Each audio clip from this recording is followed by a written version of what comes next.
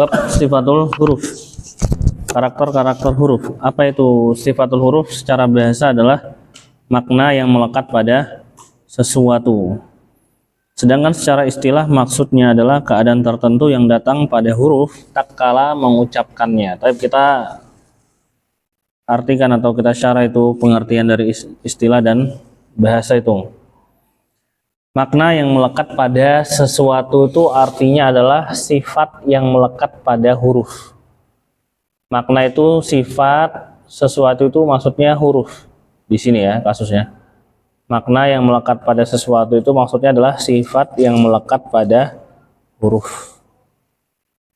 Secara istilah maksudnya adalah keadaan tertentu yang datang.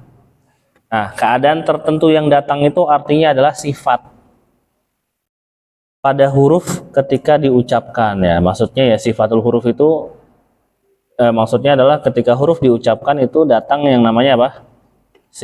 Sifatnya. Ketika antum bilang huruf nun, datang sifat apa di situ? Gunnah. Itu. Jadi keadaan tertentu yang datang pada huruf itu artinya adalah sifatnya ketika diucapkan. Jelas ya? Itu maksudnya. Bisa dimengerti? Atau kurang? Gimana? Bisa ngerti nggak kira-kira?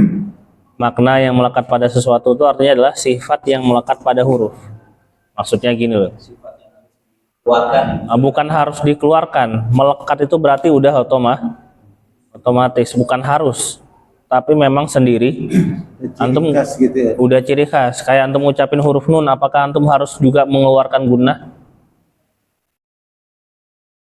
Nah, iya, sudah otomatis tidak perlu antum harus mengeluarkan gunnah karena ketika ngucapin nun itu udah otomatis ada suara gunnahnya. Kayak antum keluar masjid, apakah sifatnya tinggal di masjid atau ikut keluar?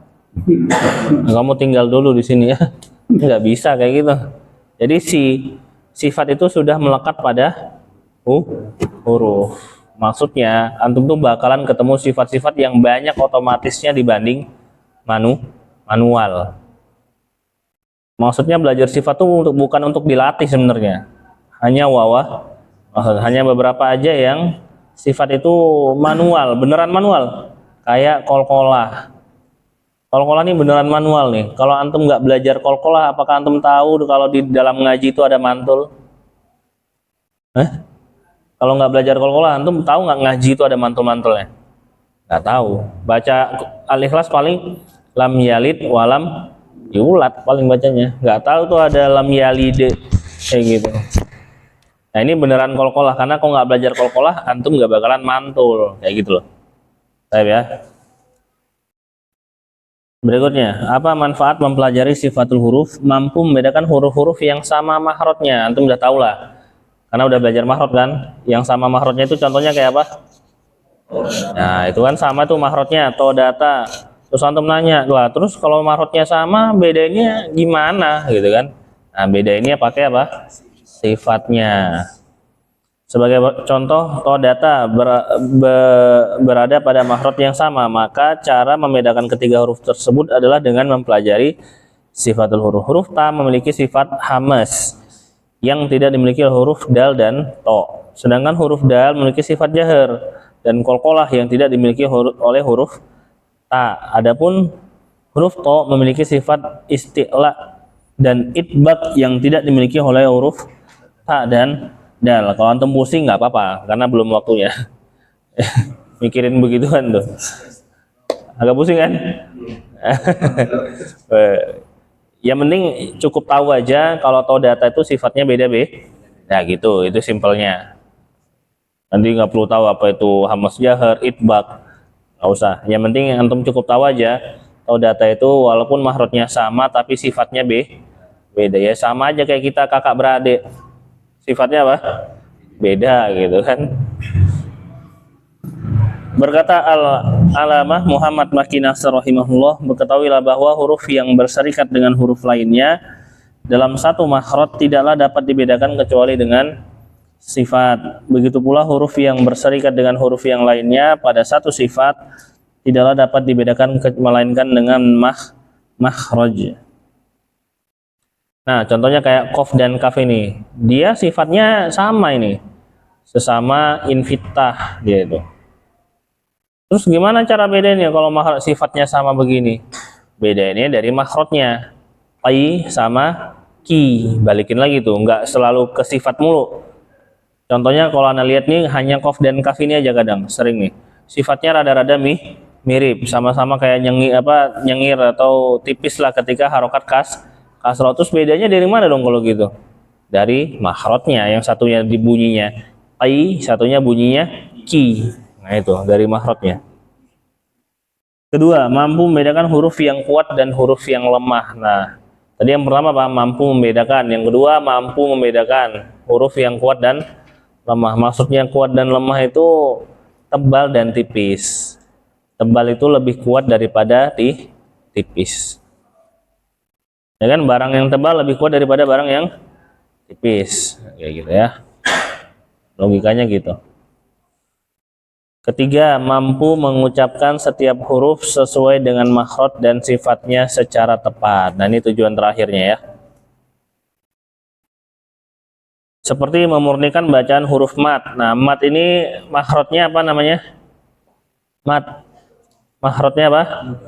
Al-jauh. Memurnikan bacaan huruf mat dari sifat gunnah dan sebagainya. Nah, kita udah belajar ya, mat ini harus dihindari dari sifat gunnah.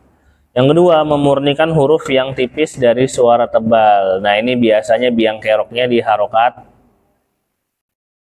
Harokat apa? Oh, salah.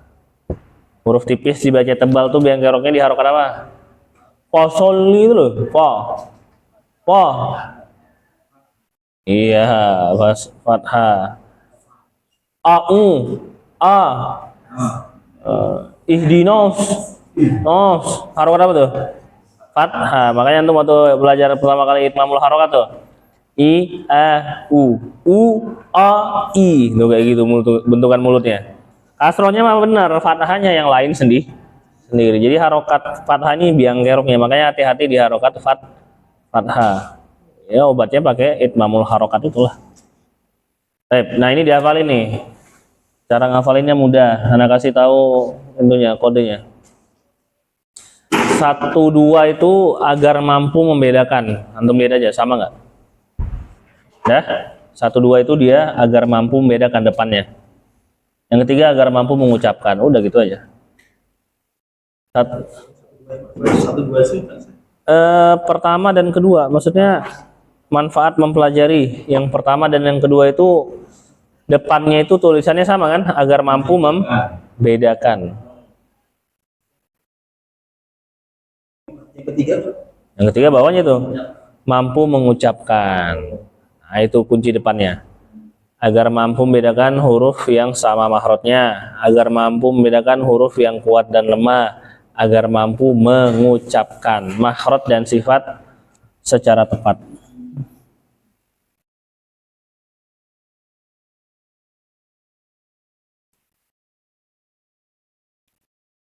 Sudah? Halaman berikutnya, pembagian sifatul huruf. Nah, sifatul huruf terbagi menjadi berapa? 2. Yang memiliki lawan dan tidak memiliki lawan. Yang memiliki lawan jumlahnya ada berapa poin?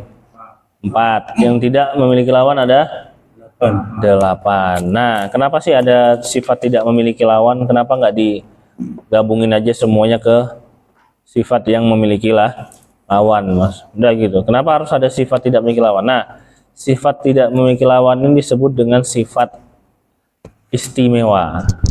Kenapa? Karena nggak semua huruf punya. Jadi hanya huruf-huruf tertentu aja. Kayak gunnah, yang punya hanya siapa?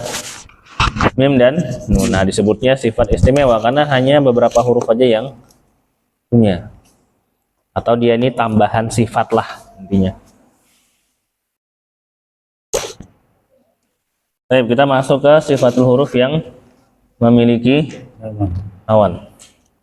Ingat ya, sifat yang tidak memiliki lawan itu disebut dengan sifat istimewa karena nggak semua huruf punya, atau sifat tambahan dari sifat memiliki lawan. Hamas jahar yang pertama, kita masuk ke hamas dan jahar. Pembagian huruf hijaiyah berdasarkan mengalir atau tidaknya nafas. Udah gimana? Udah masuk belum antum? Ke hamas jahar udah belum? Udah ya. Nah, di bawah tulisan hamas jahar itu ada tulisan pembagian huruf hijaiyah berdasarkan mengalir atau tidaknya nafas. Nah, sekarang saya mau nanya nih. Tulisan tidaknya nafas itu artinya tidak ada nafas atau ada? Ada tapi tertahan. Yang lain? Pada tulisan tidaknya nafas tuh ada atau tidak ada nafasnya? Ada. Yang lain? Tulisan tidaknya nafas itu artinya tidak ada nafas atau ada? Ada tapi sedikit. Ada tapi sedikit atau tertahan. Ya, ini betul ya. Jadi jangan salah ngartiin. Mengalir atau tidak berarti nggak ada nafas. Salah nih. Kalau nggak ada nafas ya orangnya nggak ada berarti. Jelas ya? Ini tuh sama kayak keran air. Airnya ada nggak? Tapi nggak keluh karena ditutup. Nah, kayak gitu. Tapi airnya ada. Jadi jangan salah paham tuh ya, mengalir atau tidak mengalirnya nafas tuh tulisannya kayak gitu. Jadi tidaknya nafas itu ada nafasnya, cuman tidak mengalir keluar. Nah, nama sifatnya hamas dan jahar. Hamas hurufnya ada 10.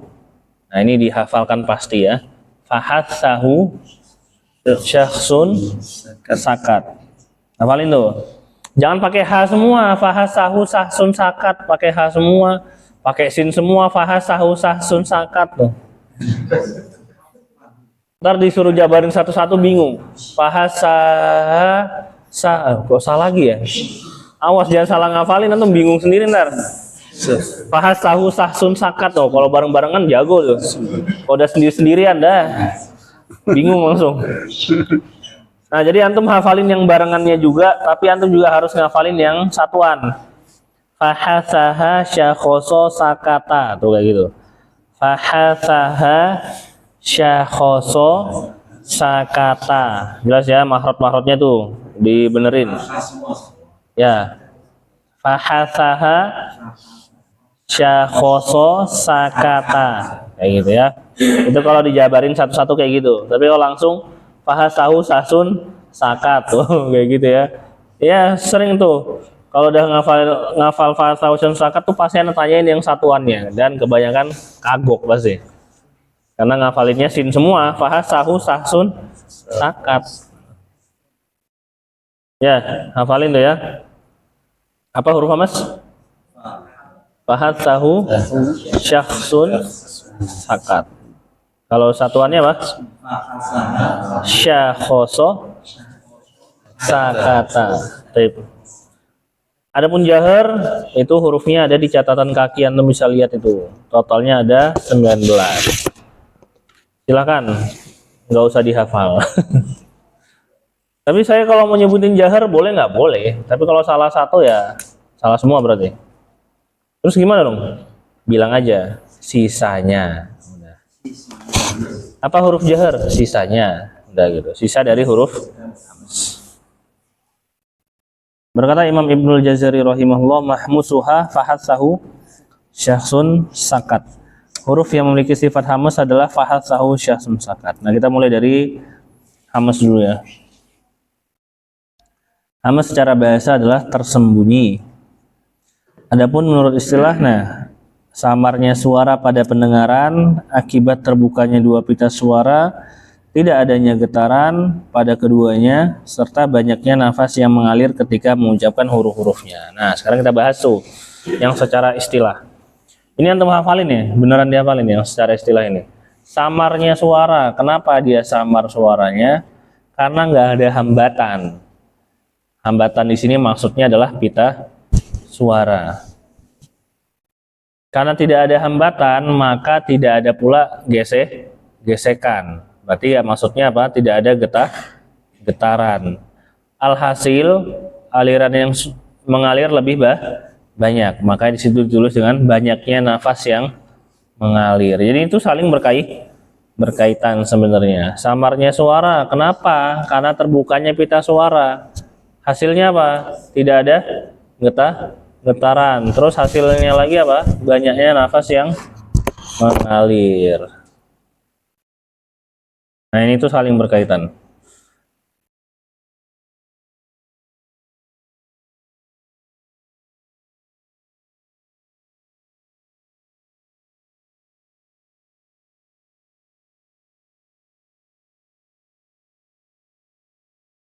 Sudah?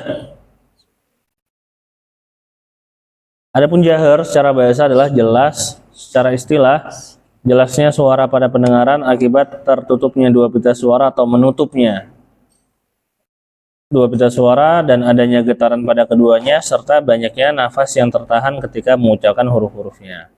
Nah, ini tinggal kebalikannya ya. Tapi antum langsung aja buka di halaman berikutnya, itu ada langsung dijabarin dalam kolom ya, perbedaan antara hamas dan jahar. Nah, itu dia. Hamas suaranya samar, jelas, terbuka dan tertutup, tidak bergetar dan bergetar, mengalir dan tertahan. Nah, langsung ke penjelasannya aja. Ketika mengucapkan huruf hamas, misalnya huruf fa, maka kita akan merasakan bahwa suara huruf tersebut samar pada pendengaran. Namun sebaliknya, ketika mengucapkan huruf jahar, misalkan hamzah, maka kita akan merasakan jelasnya suara huruf tersebut pada pendengaran. Jadi ketika antum ngucapin fa sama hamzah, nah kalau mau praktekin sifatul huruf, alangkah bagusnya itu menggunakan tanda sukun. Apa-apa sukun. Karena sukun itu mahrot itu kembali ke rumahnya masing-masing biar lebih jelas. Nah, coba antum bandingin af sama a, mana yang terdengar jelas bunyinya? A. Nah, karena memang dia itu sifat jahar. Antum udah jawab sendiri ya. Mana lebih jelas suaranya? Af atau a? Nah, antum jawab sendiri tuh. Jelas ya? Terus yang kedua. Nah, ini kita nggak bisa lihat, jadi di skip aja. Yang A itu pita suara tertutup, yang B pita suara terbuka. Nah, kayak gitu bentukannya. Yang ketiga, ketika mengucapkan huruf misalkan sin, perbandingan dengan za, ini soal tentang tidak bergetar dan bergetar. Sin dengan za, mana yang antum merasakan ada getarannya? As sama az. Az. Huruf apa? Za. Nah, antum juga sudah jawab itu. Jadi antum tahu maksudnya kayak gitu kan. Terus yang keempat, masalah mengalir dan tertahan. Perbandingannya adalah shin dengan ain. Nah, mana yang antum merasa mengalirnya lebih enak, shin atau ain ketika sukun? Ash atau a? Ash. Nah, antum sudah jawab juga. Baik, selesai bab hamas dan jahar. Udah gitu aja. Gimana? Ngerti?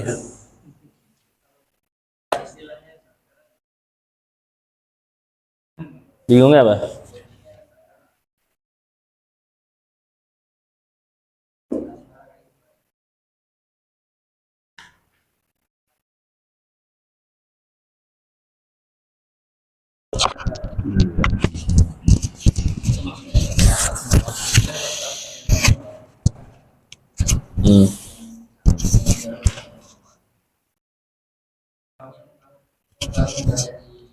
Depan masih bingung, tapi setelah penjelasan ya kelihatan. Ya udah, berarti antum solusinya ya baca penjelasan itu buat ngertiin dari secara istilah tadi. Nggak apa-apa, itu dihafalin aja, karena intinya hamas dan jahar ini adalah ketika pas baca Quran kan ngapain? Ya itu kan yang antum butuhin. Iya.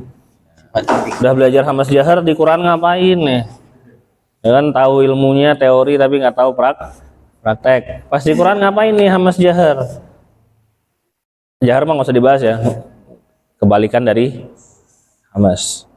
Yang jadi pertanyaan itu kan, yang penting itu kan ketika baca Qurannya.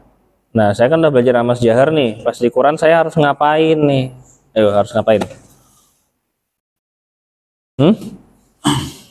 Harus ngapain? Kalau setelah belajar qalqalah, pas baca Quran ngapain? Nantulin. Nah, kalau setelah belajar hamas dan jahar, Yes. harus didesisin, As. harus dialirin. Hah? Ya, memunculkan sifatnya ya. Memunculkan, Iya. mengalirin, memunculkan. Itu sama dengan manual. Ayo ngapain ketika ngaji? Memberikan sifatnya mungkin saja. Memberikan. Itu manual otomatis loh. Manual itu. Ayo ngapain pas ngaji? Kalau udah belajar hamas jahar. Keluar haknya masing-masing. Ya itu kan manual itu, mengeluarkan haknya. Mengeluarkan tuh berarti manual. Memberikan haknya.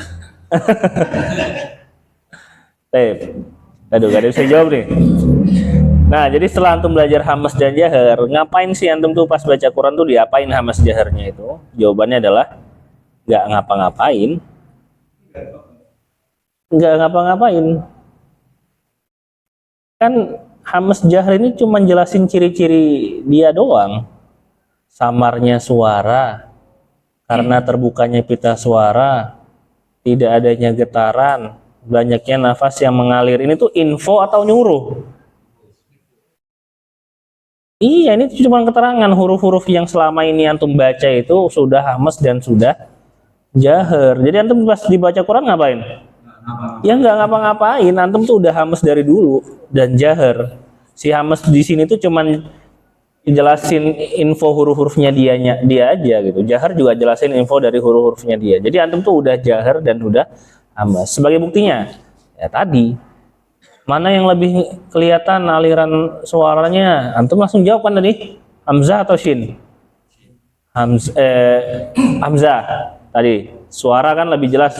As sama Af ya, Fa sama Hamzah. Antum jawabnya apa? Hamzah. Kok bisa antum langsung jawab kayak gitu?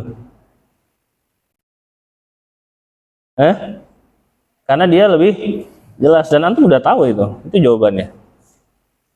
Perlu nggak antum jelasin? Enggak. Udah jelas dari sononya si Hamzah itu. Jadi pas baca Quran ngapain? Nggak ngapain. Kalau ada orang yang saya dengan jin misalkan, dia kesalahan. Bukan di sifatnya, di mahrotnya. Karena kalau mahrotnya salah, sifatnya pasti salah. Kayak gitu. Oh, belum. Kita lagi bahas masih di sini nih. Itu nanti kita masuk ke hurufnya. Nanti. Yang penting hamas dan jahar secara umumnya dulu nih. Kan banyak yang nggak paham nih. Saya ngapain sih pas ngaji udah belajar beginian gitu. Jawabannya adalah nggak apa-ngapain. Ya, ini tuh cuman wawasan aja. Gitu. Antum udah hamas belum dari dulu? Ya udah, jahar udah. Nggak sadar gitu. Tapi nggak sadar gitu. Nah, di sini dia ngasih tahu ciri-cirinya. Ini loh huruf-huruf saya nih, ini aja ciri-cirinya. Oh, itu namanya huruf hamas. Udah segitu aja, udah cukup sampai situ. Cuman ngasih tahu info doang. Tapi nggak perlu dipelajari sih, Pak. Kalau antum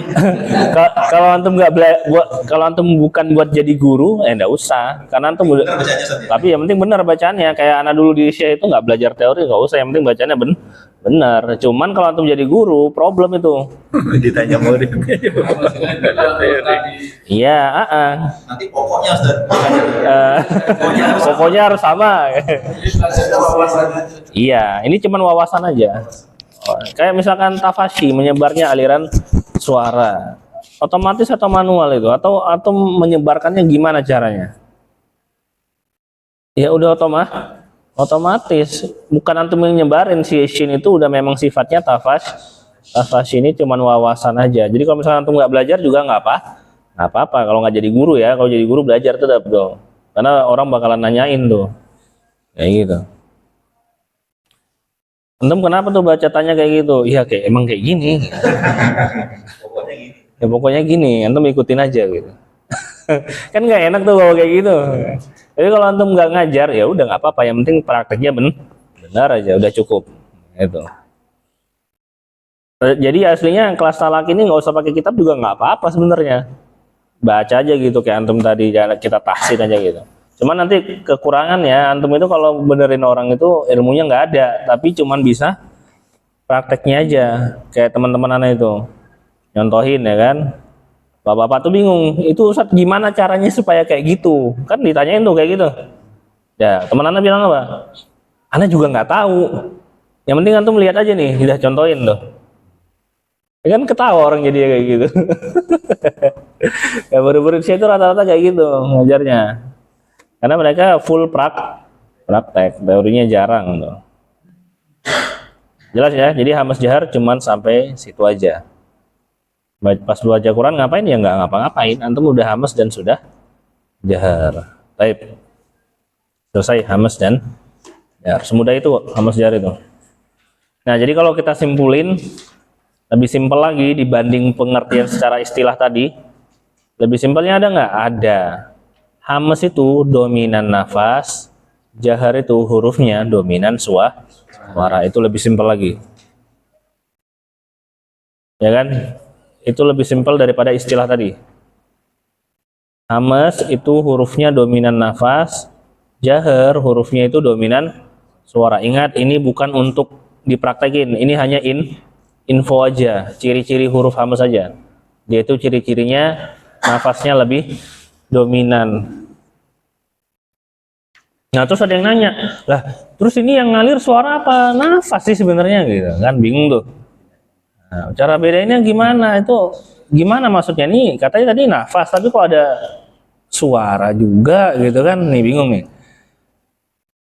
Jadi kita bahas dulu tuh kata dominan nafas dan dominan suara. Dari mana dasarnya itu dapat itu? Dasarnya itu dari nomor 1 dan nomor 4 tuh. Samarnya suara, banyaknya nafas yang mengalir. Itu hamas tuh. Itu dalilnya tuh. Samar suara, banyak nafas. Berarti ini dominan nafas. Kalau jahar apa? Jelasnya suara, banyak nafas tertahan. Berarti apa nih? Dominan suara. Dari situ datangnya. Ya, suaranya samar. Jadi mau hamas mau jahar ada kandungan nafas dan suaranya. Cuman mana yang lebih dominan? Nah, gitu aja. Paham sampai sini? Ana dulu berkutat di situ doang tuh. Katanya nafas, tapi suara dibahas juga. Gimana maksudnya? Makan Ana dulu nanya ke Ustaz Fadli. Ustaz Fadli bilang kan, apa namanya? Ana logikanya gini, kayak orang-orang kutub itu. Mereka kalau lagi ngomong kan nafasnya keluar. Nah katanya suara, tapi kok ada nafasnya, gitu kan? Dia jelasin, intinya Ana nggak paham waktu itu. Terus Ana kan Anda udah bilang, Anda nanya hamas jahar itu sampai 5 kali tuh, cuman jangka waktunya itu agak berjauhan biar nggak kelihatan bodoh banget gitu. Beneran nggak ngerti anak hamas jahar itu. Jadi anak lawan tuh argumen dia pakai orang-orang kutub itu. Orang kutub kan kalau ngomong kan pasti ada tembakan nafasnya itu. Lah itu kan suara dibarengnya apa? Nafas. Cuman beliau jelasinnya panjang lebar, jujur aja Anda nggak paham waktu itu. Jadi Anda cari cara sendiri. Dapat, ya itu dia.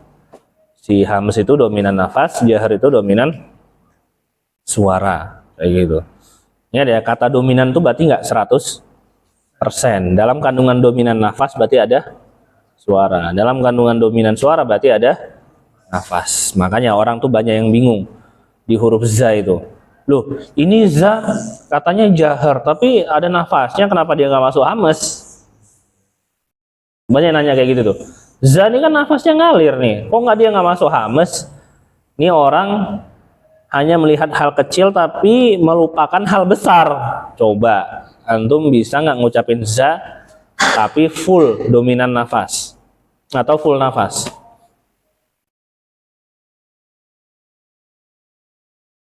Bisa nggak? Za kan ada nafasnya, kok nggak jadi hamas? Nah coba antum ucapin za tapi full nafas, bisa nggak hurufnya jadi? Nggak bisa, karena dia dominan suara. Ini suara namanya.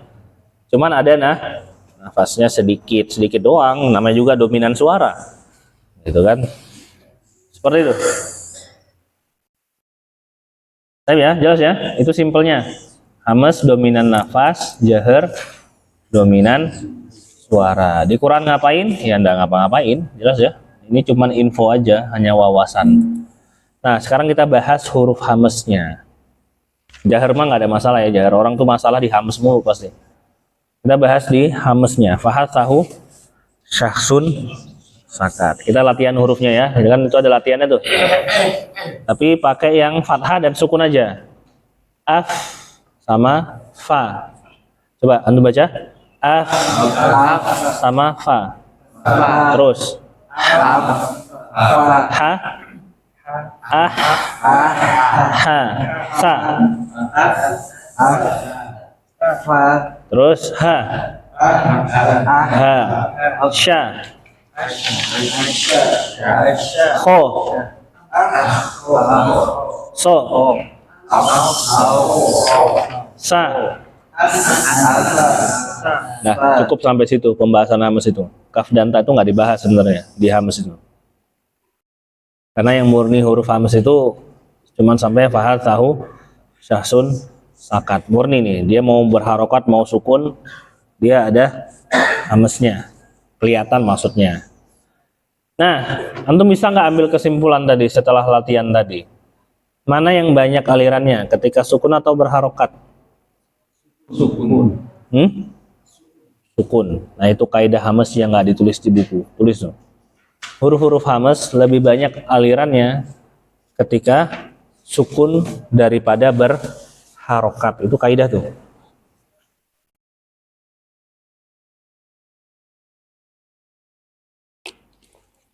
Huruf-huruf hames lebih banyak alirannya ketika sukun daripada berharokat.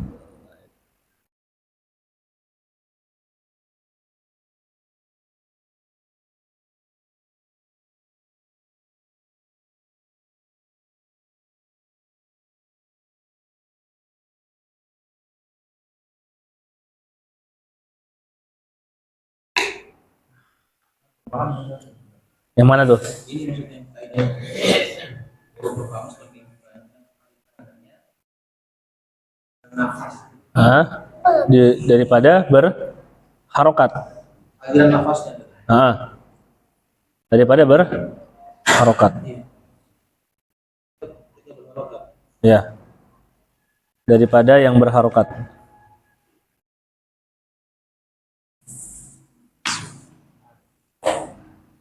Dibandingkan dengan suara itu maksudnya.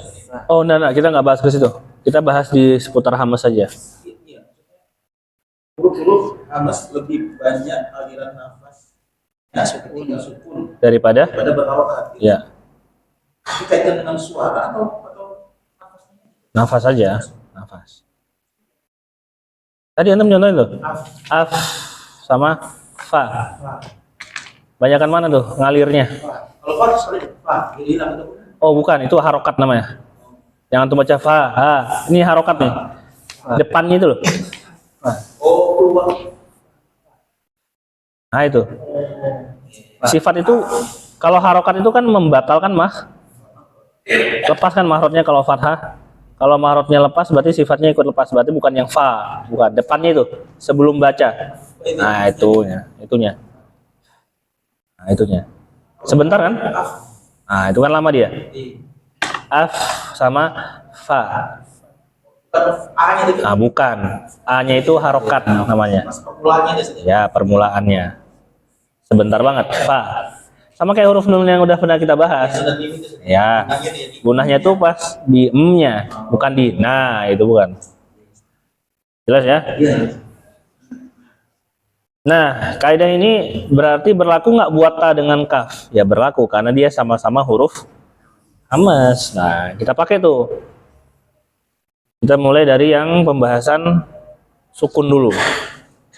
Karena yang sukun ini banyak, nggak banyak masalah. Yang masalah itu di harokat fat, ya harokat yang berharokat. Kita mulai dari yang sukun dulu.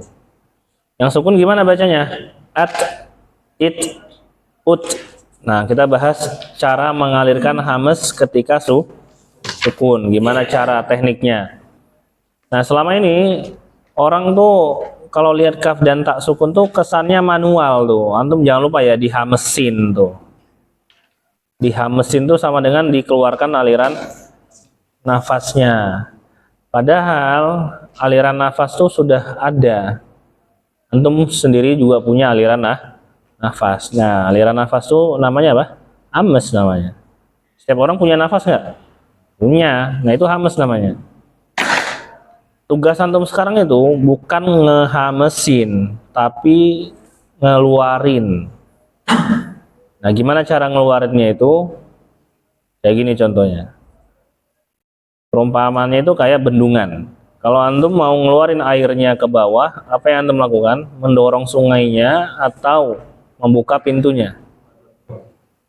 Kasusnya sama kayak hames, kaf, dan ta ini. Tapi orang malah sibuk mikirin aliran nafasnya. Sampai jadinya ada dorongan yang berlebihan.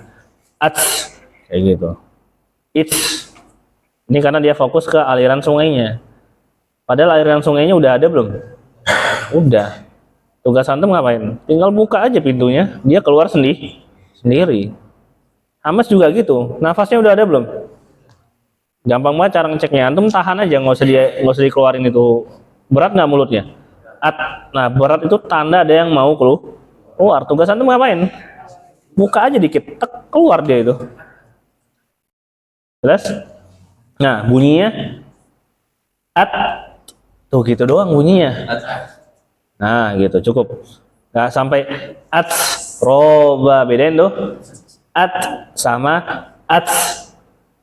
jelas tuh? Itu didorong tadi. Iya, itu didorong karena pikiran dia ini harus dihamesin.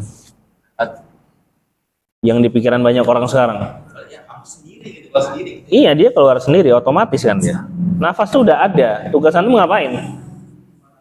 Bukan nambah nafasnya, tapi buka alirannya itu. Jelas sampai sini? Nah, kayak gitu. Jadi jangan fokus menghamesin karena antum tuh udah hames dari sononya. Tugas antum tuh tinggal buka aja pintunya, tak dia keluar sendiri. Kayak gitu tekniknya. Jadi yang paling utama di sini adalah nahan dulu. Keluar dia. Jelas ya, bukanya dikit. Bisa? Bisa? Jangan pikirannya ini harus dihamesin. Gitu. Dihamesin tuh sama aja tuh nambah aliran nafas tuh kayak gitu. Salah itu. Bunyinya tahan dulu. Kuncinya ada ditahan, bukan di ngalir kuncinya, ada ditahan itu. Berarti ada di pintunya. Pintu airnya. Kuncinya di situ, bukan di airnya. Kuncinya ada di pintunya. Ya, antum tahan dulu. Tuh kayak gitu. Bisa? Lidah maksudnya. Nah, si lidah ini antum buka dikit. Ah, gitu. Ini kan dia nempel ke sini nih, pangkal ya, kalau ta. Keluar dia. Jelas ya sampai sini? Baik, itu cara mengalirkan kaf dan ta. Kaf sama juga, tahan juga di sini. Tuh, turun dikit. Tuh, gitu doang bunyinya. Nggak sampai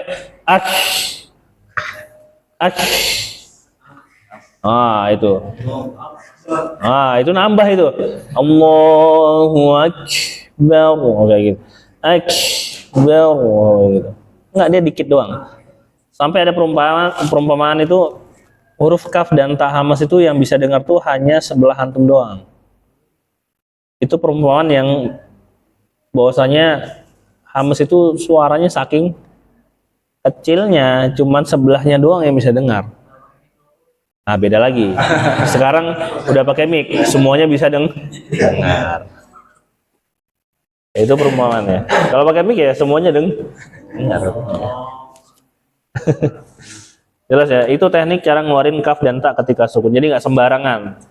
Yang selama ini kan cuma dibilangnya, antum jangan lupa ya ketika sukun hamesin. Berarti dorong nafasnya gitu. Maksudnya, enggak, nafasnya udah ada, nggak perlu lagi didorong. Dia memang mau keluar, jadi tugas antum adalah tinggal kasih jalan aja. Udah selesai. Kalau satuan oke, pasti sambung kayaknya antum bingung loh. Tabat. Tuh gitu doang bunyinya. Nah, sampai tabat yada, ini lo kayak ban kempes, ban bocor ya. Tabat yada. Enggak, dia kecil banget. Tabat. Gitu doang.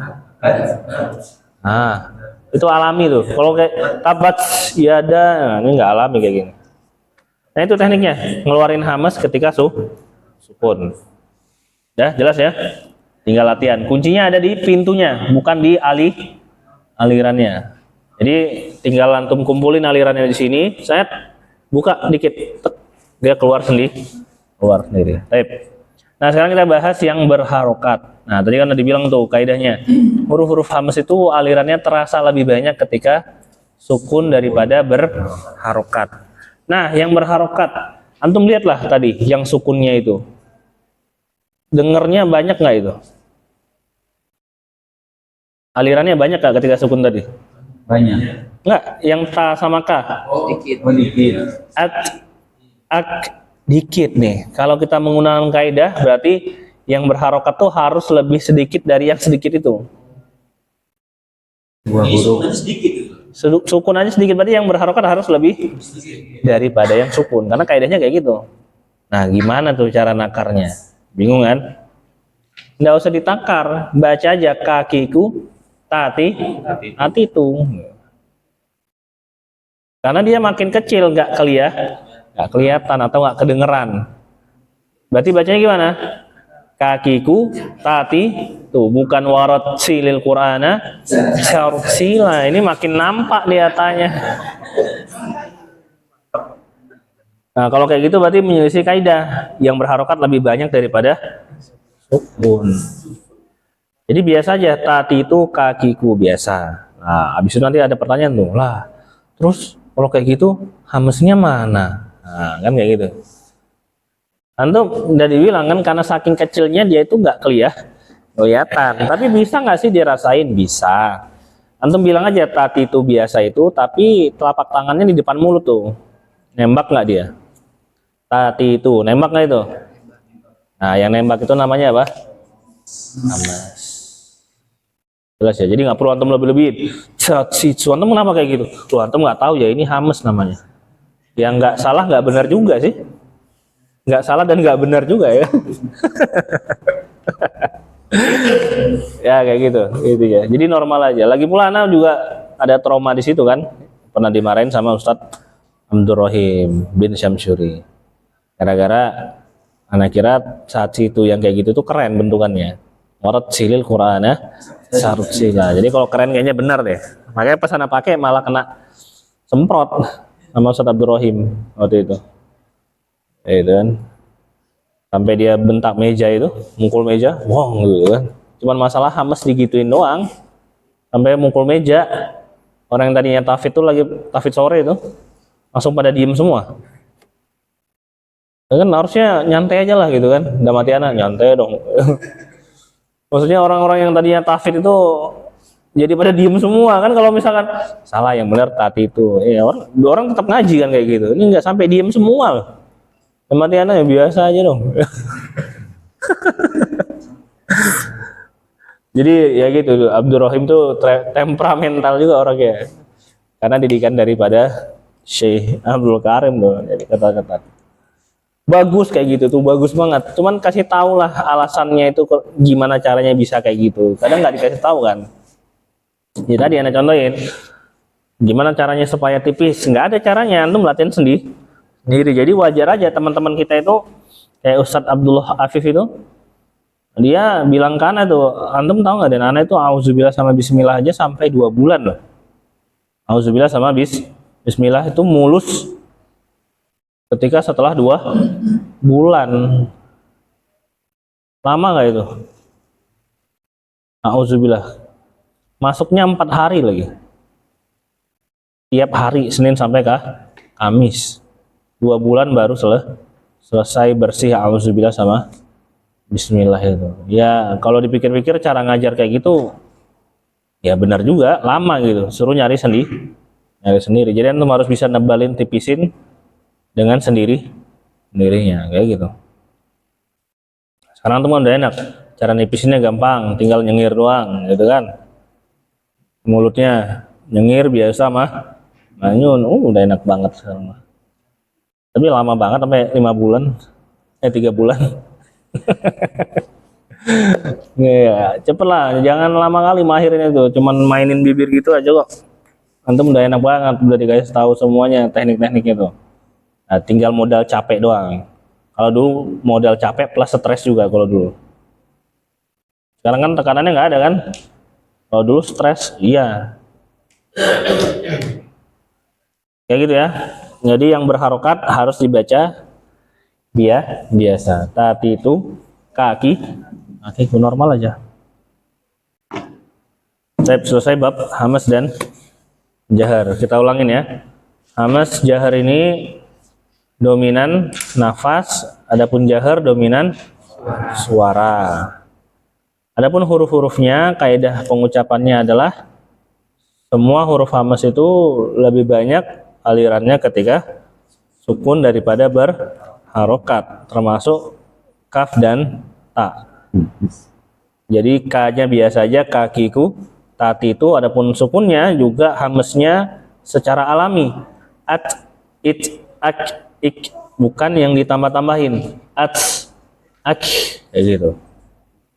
Baik, terus ketika baca Quran setelah belajar hamas sama jahar ini ngapain? Ya, nggak ngapa-ngapain. Antum sudah hamas dan sudah jahar huruf-hurufnya.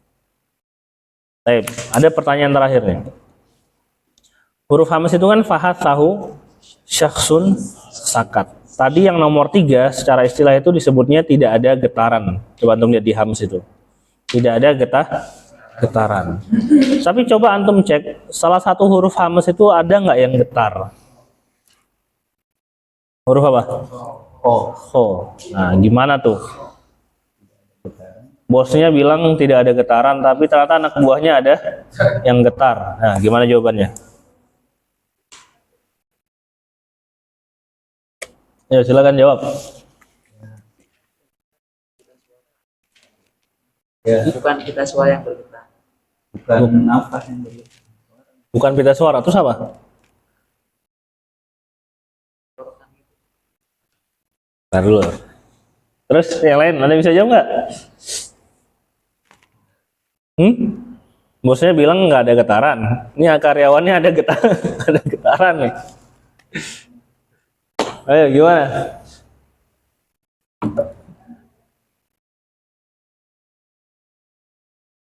Cep, ini jawabannya benar nih.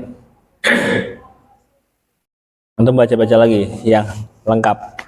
Tidak ada getaran pada keduanya. Keduanya itu kembali kemana?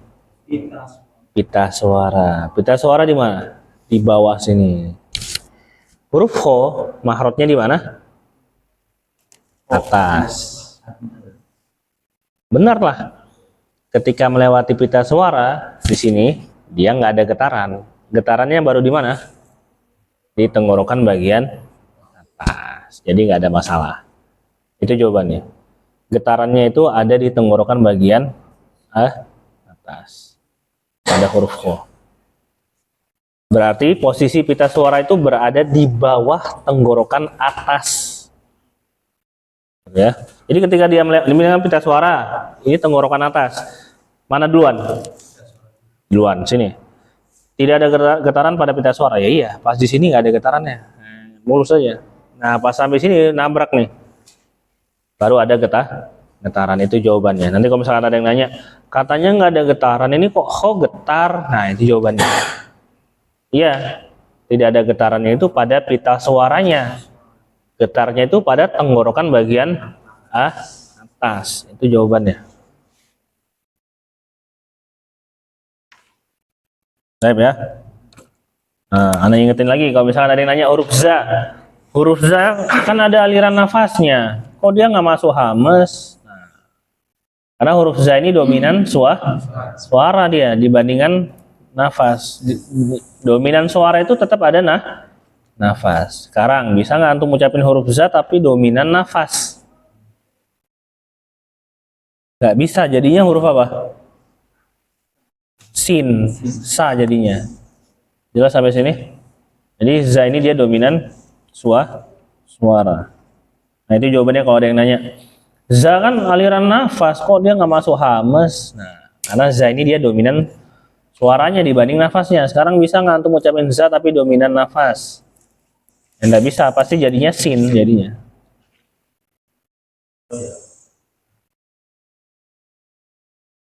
Apanya? Apanya itu? Ah, itu lain lagi. Kayak gini. Syiddah tawasud dan rokhwah sama hamas jahar itu peruntukannya beda. Kalau hamas jahar itu lebih bahas orangnya atau hurufnya. Ini hurufnya, ciri-cirinya dominan nafas, ini dominan suara. Habis itu biasanya ada yang nanya tuh, kan ini yang ngalir nafas atau suara, alirannya berapa harokat? Nah itu jawabannya di syiddah, tawasud, dan rokhwa. Syiddah, tawasud, rokhwa itu bahas takarannya. Kalau hamas jahar itu bahas jenisnya. Biasanya di hamas jahar udah ada yang nanya tuh, ini kan ngalir nafasnya nih, nafasnya ngalir berapa harokat? Nah itu nanti masuk ke bawah tuh, syiddah, tawasud, dan rokhwa. Kayak gitu. Jadi ini baru kita bahas jenisnya aja.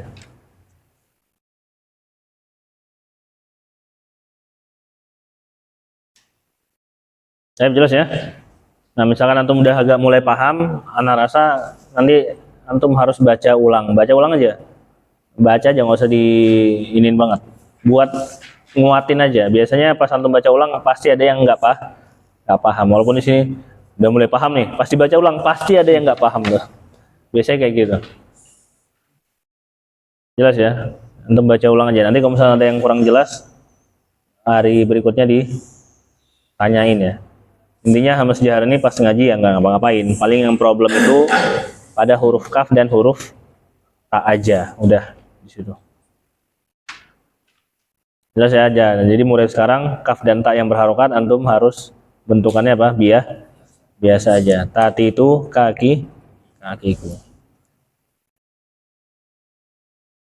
Udah cukup? Ada lagi yang mau tanyain?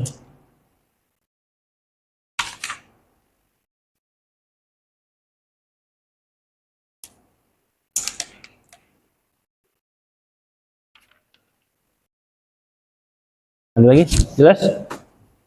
Belum? Jelas. Sama saya.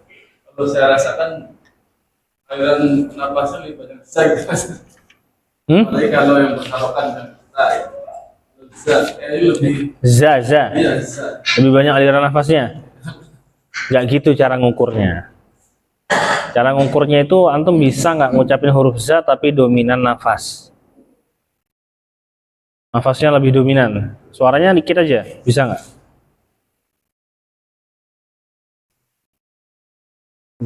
Bisa? Nggak bisa. Dia tetap harus dibarengi apa? Aliran suara. Antum nggak bisa rasain aliran suara, kenapa? Karena dia nggak ada bentukan rasa fisiknya.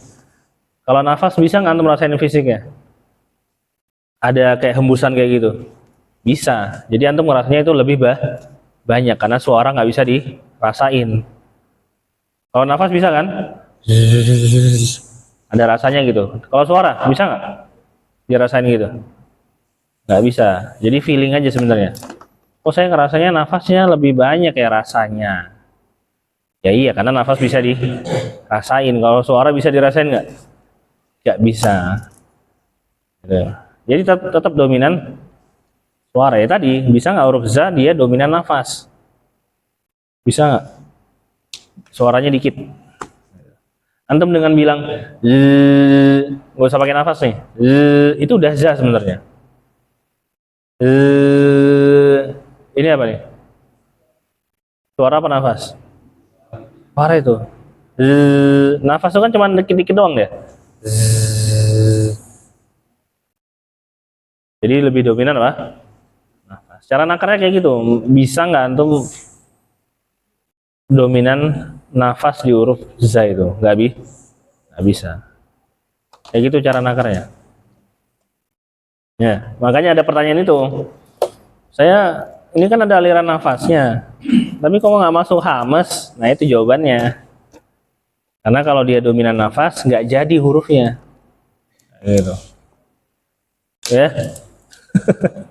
Ya kan ada pertanyaan kayak gitu makanya ana jelasin tuh. Iya. Kan tadi dominan suara itu bukan berarti full suara. Bisa jadi suaranya 60%, nafasnya 40. Dan yang antum rasakan yang 40-nya itu, tapi antum nggak ngerasain yang 60-nya. Ya tadi ya, seperti Anda bilang, ketika ada orang nanya, za ini kok nafas lebih terasa, tapi kok nggak masuk hamas. Nah, dia itu merupakan hal besar, tapi hanya melihatkan hal yang kecil. Bisa jadi hal besarnya itu 60% tuh, yang antum rasain baru 40% dari nafasnya itu. Jadi yang kelihatan tuh yang 40, 60-nya yang nggak kelihatan. Gitu. Coba antum mikirnya ke situ. Oh, ini kan harus suara nih, dibarengin suara. Karena kalau nggak pakai suara nggak jadi nih hurufnya. Berarti lebih utama mana? Aliran suaranya. Karena kalau nggak pakai aliran suara, huruf za-nya nggak jadi. Berarti dia kan ada peran penting di situ. Jadi saya hanya membandingkan antara suara Ta sama za. dalam za sendiri dominan suara. Oh, Tapi kalau untuk takaran ta. Nah. itu dominan ta sama za kayaknya banyakan za gitu. Ya. Karena takaran aliran itu berarti masuknya ke mana tadi? Ya, kebetulan si ta itu dia syiddah, si za ini dia roh, kho, wah. Jadi yang antum lihat itu sebenarnya bukan aliran nafasnya itu, aliran suara yang antum lihat tadi itu. Alirannya ya kan antara za sama ta. Yo iya jelas. Banyakkan huruf za aliran suaranya dibandingkan huruf ta. Benar itu. Karena ta itu nanti masuknya syiddah. Syiddah itu dia takarannya cuma satu, adapun rokhwah za itu ya takarannya tiga. Jadi benar itu, benar, bukan nafas itu, aliran suara. Nah ya siap. Ada lagi? Itu masuknya nanti ya syiddah tawasud. Wah, yang lain jelas? Ada lagi yang mau tanyain? Clear ya? Awas nih, nggak ada lagi nih. Chatsitsu kakiku. Nah kalau antum ketemu teman yang bacanya kayak gitu, mungkin dia tahsin di tempat lain. Antum tuh nggak usah jelasin teorinya kayak gitu, nggak usah. Antum pakai logika aja. Coba suruh dia baca yang sukun sama berharokat. Susah itu.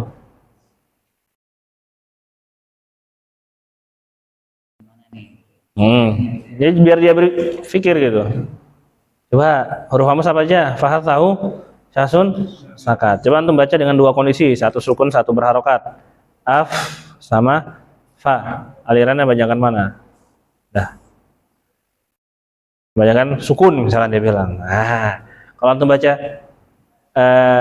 tak yang sukun gimana? At. Gitu kan misalkan. Terus coba yang berharokat? Sa. Nah, itu banyakan mana? Oh, udah, selesai itu. Jangan jelasin teori gitu, nggak usah, pakai logika aja, dia biar pikir sendiri. Kalau antum bilang salah antum tuh kayak gitu, biasa aja tat itu loh, ini kan hamas. Nah kayak gitu pasti ujung-ujungnya. Gitu cara jelasinnya. Sama kayak jelasin itmamul harokat tuh. Antum sih ngapain sih nyengir-nyengir, biasa aja lah mulutnya gitu kan misalkan. Ngapain nih nyengir-nyengir? Biasa aja lah mulutnya, orang syekh biasa aja mulutnya gitu kan. Ya, antum nggak usah, oh ini ada matannya loh. Wa kullu matmumin falan yatimma. Nggak usah. Antum tinggal suruh dia aja baca qul huwallahu ahad, selesai itu. Dia bacanya apa itu? Qul huwallahu pasti. Wo, ada nggak huruf wo? Nah. Oh, udah selesai. Kayak gitu. Karena jarang ada orang yang baca kul huwa. Kul huwa. Oh, udah ada jarang ya. Orang pasti baca wu. Wallahi. Nah, gitu. Wallahi ya kan pakai wu. Udah cukup insyaallah, jangan lupa dibaca-baca ulang itu. Jangan lupa ya, hafalin itu tujuan mempelajari sama hamas secara istilah. Tidak ada PDF-nya yang ini Ustaz ya. Tadinya nama buat yang terlalu gampang, aduh enggak lah, malesan. Terlalu simpel gitu. Megang buku daripada kitab. Maksudnya kalau dibuat PDF tuh kayaknya terlalu mudah gitu. Misalkan hamas dan jahar, kesimpulannya adalah dominan nafas dan dominan suara. Di Quran cara praktiknya adalah tidak ada, karena ini hanya menjelaskan ciri-ciri hamas dan jahar. Syiddah tasawwur rokhwah, kesimpulannya adalah membahas tentang takaran aliran dari masing-masing sifat. Intinya syiddah ini solusinya kalau nggak mandek, mantul, sama hamas. Kalau tawassul rokhawah dua-duanya dipukul rata ngalir. Istilah istifal bahas masalah tebal dan tipis. Itbaq invitah bahas masalah yang satunya dikumpulin dulu, yang satunya langsung. Woi, yang satunya apa? Ti. Nah, udah gitu doang aslinya. Itu kan terlalu pendek, jadi nggak ada buat untuk PDF tuh kayak gitu. Hah? Terlalu mudah.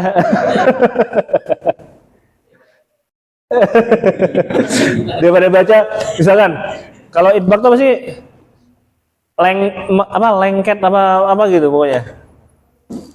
Kumpulan suara segala macam gitu kan. Pokoknya ribet lah itu yang bahasanya. Intinya mah cuma yang satunya dikumpulin, yang satunya langsung, udah gitu aja intinya. Gitu. Cuman karena terlalu mudah, nggak ada buatin PDF lah. Terlalu mudah. Istilah istifal, naiknya pangkal lidah ke langit-langit atas, tidak terangkatnya pangkal lidah ke langit-langit atas. Nih orang bingung kayak gini. Gimana cara naikin pangkal lidah? Nah itu udah ada caranya. Gitu. Ada nggak cara naikin pangkal lidah? Ya antum tinggal latihan aja, ntar naik sendiri. Enggak gitu. Enggak ya, sengaja nggak buat itu PDF terlalu mudah. Jadi pendek gitu. Yang hukum mat juga udah ada buat tuh PDF-nya. Mat kan banyak tuh macamnya. Mat tobi, mat far'i. Mat far'i itu ada dua. Bertemu hamzah, bertemu sukun. Sukun itu ada dua. Bertemu sukun asli dan sukun arid. Nah itu kan kalau antum pakai buku kan, wah banyak banget kayaknya. Nah, Ana udah buat cuma satu muka doang kayak gitu.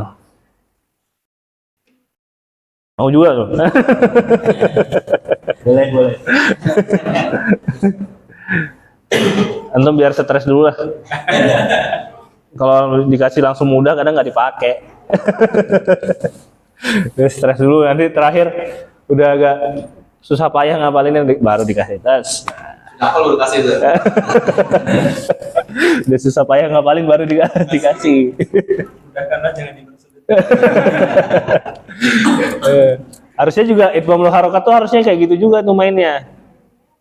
Nah, di awal tuh Ana cuman bilang itu tipis, to itu tebal. Auzubillahi minasyaitonirrajim nih, auzubillahi minasyaitonir yang dibacanya tipis, to dibaca tebal. Dah sisanya tinggal Ana salah-salahin doang kan teman. Biar mikir ini gimana cara nipisin ya, gimana cara nebelin ya. Nah, sampai 2 pekan loh, udah 2 pekan baru kasih tahu. Tahu aja stres dulu. Karena kalau langsung dikasih tahu tuh orang keenakan gitu. Gak dilatih dulu, lihat ntar aja lah. Buat generasi berikutnya. Ya, jangan lupa dibaca-baca itu. Subhanakallahumma bihamdika asyhadu an la ilaha illa anta astaghfiruka wa atubu ilaik. Assalamualaikum warahmatullahi wabarakatuh.